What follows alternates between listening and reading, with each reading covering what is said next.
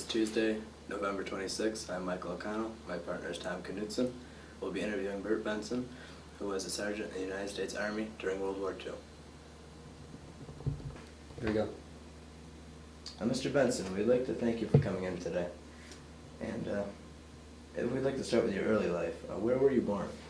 I was born in Stalag, New York, On what date? December 5th, 1917. What was your education prior to entering the service? Graduated high school. Do you remember where you were when you heard about the bombing of Pearl Harbor? Yes, I was at the living room of my girlfriend, my high school girlfriend, and we were listening to the radio. Didn't have television at that time. Do you remember what was being said? What was being broadcasted? Well, that Pearl Harbor had been bombed, and the announcer just thought it was a sort of a joke. He didn't believe it until he had more substantial evidence, and then they came on with the real thing. What was your reaction to hearing the bombing? Shock, strictly shock. When did you enter the service? Oh, let's see, that would be March 1942. Did you enlist or were you drafted? I enlisted. Do you have any reason why you chose the Army over the other armed services? I thought if I enlisted, I would get to choose my occupation in the Army, but I was dead wrong. I was put in the infantry, which is, you know, our foot sloggers. Okay. Now, where were you sent for your basic training? Basic training was Camp Croft, South Carolina. It's near Spartanburg. Could you describe a typical day of training? Typical day of training was up at 5 o'clock in the morning. Rigorous training all day long up to sunset. And a huge dinner, shower, and you were just too tired to do anything else, you went to bed. How was the morale of the men when you were training? Morale? Yeah. Oh, they were gung-ho, ready to go, whatever. Did that change as you experienced combat? It changed when you hit combat. Yeah. Did you receive any extra training while you were in basic? I went from Camp Croft, South Carolina to Fort Benning, Georgia for further training at the infantry school. But what did you do there? Well, basic infantry, rifle training, field range, rescue, ammunition, the whole thing. Were you a rifleman? Yeah. What rank had you earned? Well, Sergeant. What division and regiment were you assigned to? 106th Infantry Division, 423rd Regiment, Company K. How were your COs among that division? Pardon? How were your COs among that division? Very good, real good. Did they have a lot of training also? Oh, yes, yes. Did you become close with any certain individual during your training and pre-combat experience? Oh, yes. I still have him as a buddy. All right. Mm-hmm. And we converse, well, regularly, you know, not every week or so, but every month or so. How big of a role did camaraderie play in your combat Great experience? role, big role. It was, as you say, how great, it was greatly needed. Yeah. Yeah. How did you find out which theater you were going to be sent to? I didn't find out until we were on board Queen Elizabeth sailing out of New York City. Did that was just word of mouth? Is that how you were informed? We just knew that we were going to the European theater. That was about it. We didn't know where. Where did you land in Europe? Landed in Greenock, Scotland. Took a train down to Cheltenham, England, and we were billeted Ascot racetrack in Cheltenham, which was a racetrack where the Queen used to go to see the races. But we had them fixed up. We were building it in the stables, but they fixed it up with a couple of bunks. We got along fine that way. And then we went from there to Southampton, across the English Channel, and we got off at Le Havre, France. And from Le Havre, France, we went on through to Belgium, Luxembourg,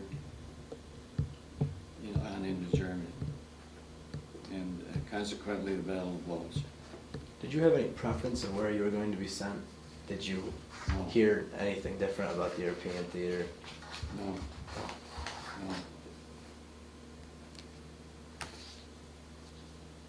no. Oh. What did the men that you first encountered, when did you and your men first encounter enemy fire? It was in the town of Malmedy, Germany, and I think it was in, I forget now the exact time. A lot of these things kind of lose you. I knew it was in December and it was cold. I think it was in Schönberg, Germany. Was there very heavy resistance? Well, this was the Germans' last push. This was the Bulge. This is just before going into the Bulge. It has been said that by more than one American soldier that all hell broke loose on Saturday, December 16, 1944. That's true. At 3 o'clock in the morning. That's true. Did it seem like that to you also? Mm-hmm.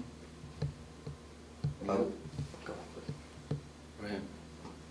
What was your regiment's role in the initial attack? We were guarding a flank. I think it was on the east flank would be towards the Belgium side, the country of Belgium. We were supposed to guard the east flank. Were you in the Ardennes forward? Ardennes forward, yeah. So you were to the east. When did you realize that your regiment, the 423rd, and the 422nd were surrounded? Well, let's see, it was probably around the 19th of December, we heard Germans in the distance. They'd always holler, "Kamerad, Kamerad," and we'd holler back, we'd holler, not nice language, but we'd holler back. And we knew something, we heard tanks in the distance, and we knew that they were near. Did you ever think about being captured before? Never thought about it. Up till then, we were just fighting on and never thought about being captured at all. What maneuvers did your officers try to use to escape capture? Well, during the nighttime hours, we would take off our clothes and put on like you would call long johns, white. Everything was white, and set out on patrols at night. So it was all snow, deep in this table, so you wouldn't be seen. And that was the best part of it, was we found out where everyone was positioned. So in daylight, we knew, what was to take place. Did you ever go on those reconnaissance? Oh, yeah. patrols? Mm-hmm. I heard that they used white sheets. A lot of soldiers took white sheets from houses because the Germans had the white uniforms. They did everything, yeah. Anything they could. Anything would suffice, In what ways did your outlook on the war change when the German forces finally captured your unit? After they captured our unit? Yeah. Well, it really hits you solid when you find out that you have no freedom. You're at the mercy of another country, and you're under their control completely. But where were you and your troops led after your capture? Pardon? Where were you and your troops led after your capture? We were led to Gerolstein, Germany, and that was a walk of about 50 miles. And we boarded a boxcar and crossed the Rhine. Went into Cologne, got on another boxcar and rode, I don't know how many days, maybe 6 or 8 days. We came to Bad Orb, Germany. That was a Stalag 9B. You know, Stalag is prison camp. In Germany, the prisoners call it Kriegi. Why did they call it that? That was just their name for a prisoner. Oh. So we were at Bad Orb for probably a couple months. Then they transferred the non-coms, separated them from the privates, and took us to Ziegenheim, Germany, which was Stalag 9A. And there we remained until we were liberated by the 66th Infantry Division. Was there any reason for switching from Stalag 9B to 9A? To separate the non-coms from the privates, because they'd had more control over the privates if they had them alone. How was your treatment in the That's war just- camps?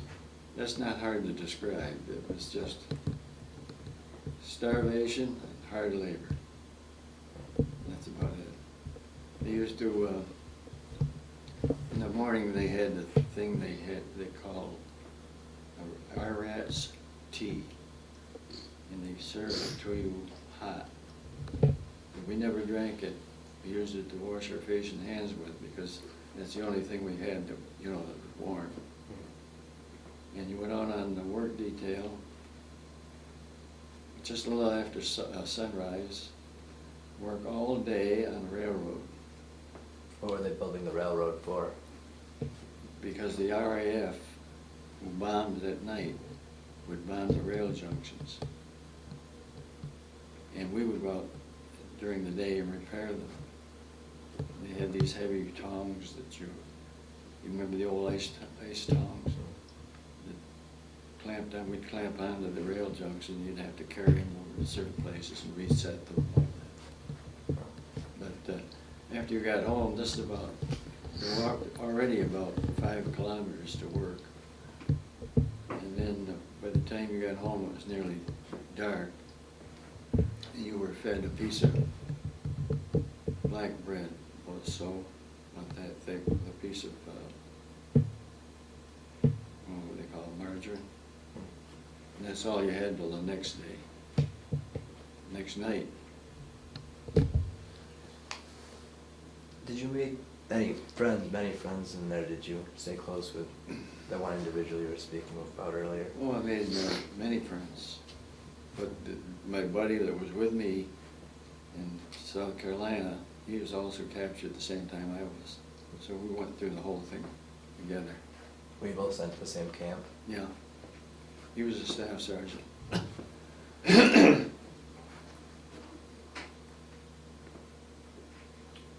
What did the Germans do to the prisoners? Was there any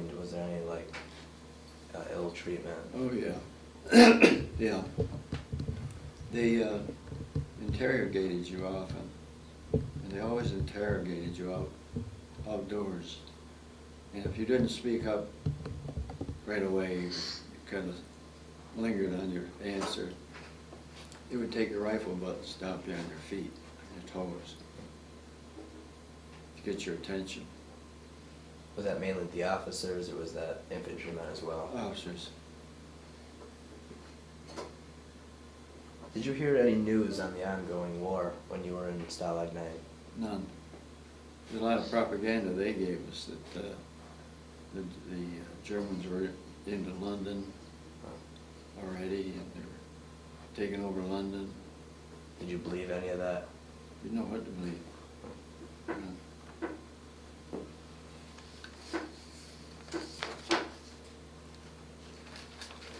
And what day were you liberated from Stalag 9? Well, let's see. It was the day President Roosevelt died. It was April, I think it was April 14th, 1945. What was your first reaction when you found out that you were to be liberated? Unbelievable. You heard crowds at football games roar. Couldn't even compete. It was just unbelievable. And the tank, one of our tanks, broke through the Stalag log gate. Behind them came the rest of the outfit in jeeps and half-tracks, and they came in the compound and they gave us candy bars. You know, that's all we'd had to really eat outside of that piece of bread. And we'd go around feeling them while they were nice and fat. I'll show you some pictures. What division liberated you? 66. What was your treatment like after your liberation from Stalag 9? After? Yeah. We had to stay in the camp. They provided us with rifles and told us to guard some prisoners that were coming, German prisoners they had taken. And we were supposed to guard those prisoners, but we put them out in the field and didn't want to bother them. We didn't pay attention. And then at the end of the week, they came in with a convoy and took us to Gießen Airport in Germany. It was a corrugated airstrip and put us on a Goonie bird, that's C-147, and flew us into Camp Lucky Strike, France. That's near Rouen, France, for R&R. What did you do at camp? You just relaxed at Camp Lucky Strike? First off, they stripped their clothes. I hadn't had my clothes off for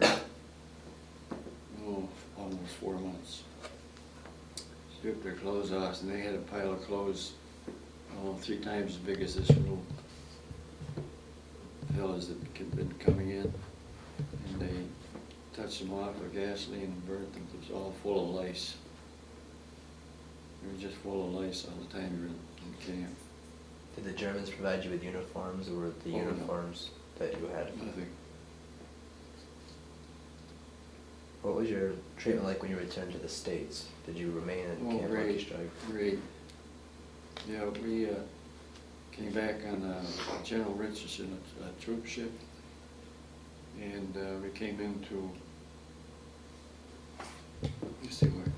came in New York Harbor again by the Statue of Liberty. When we saw that was it. Just another roar. And they took us to Camp Kilmer, New Jersey, where we had our first great meal. They had orchestras and they had everything, speeches, and it was just great. You remember who spoke there? That was the camp general. I forget his name. You mentioned the Salvation Army. Oh, treatment yeah. was wonderful. We got off at in Rouen, France. And the first people to meet us at the plane was the Salvation Army. And they had sandwiches and coffee, donuts. They were real great. When you look back on the war and your experiences in the European theater, what do you remember the most?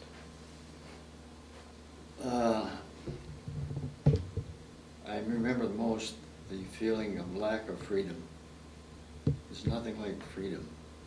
You know, just every time you look at this flag, just think of freedom. Without that, you know, nothing matters. Do Do you know why that has had such a lasting effect on you? Just because, well, I think I've become more patriotic. It's just lasted, you know, through the years. Well, Mr. Benson, we'd like to thank you for coming in and sharing a great story with us. If you have anything else that you'd like to add to the interview. I have some things I'd like to show you. Okay. I don't know whether you want to, they're pretty graphic. Sure.